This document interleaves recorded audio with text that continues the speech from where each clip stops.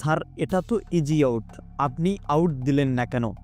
অভিষেক শর্মার আউট নিয়ে তর্কে জড়িয়ে একই বলল গুজরাটের কাপ্তান শুভমান গিল।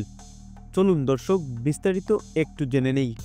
আজ গুজরাটের দেয়া 212 রানের জবাবে খেলতে নেমে মাত্র 21 রানে আউট হন ট্রাভিস হেড।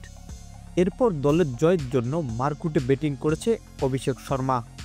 ইনিংসে 13 ওভার 4 বলে প্রসিদ্ধ কৃষ্ণর দেয়া একটি ইয়র্কার বল সোজা গিয়ে লাগে অভিষেক শর্মার পায়ে।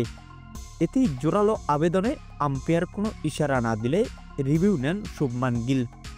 পরবর্তীতে টিভি আম্পায়ারের রিপ্লাইতে দেখা মিলল এটা একদমই নট আউট, কিন্তু সেখান থেকে আম্পায়ারের সাথে কিছু একটা বলছে শুভমান গিল।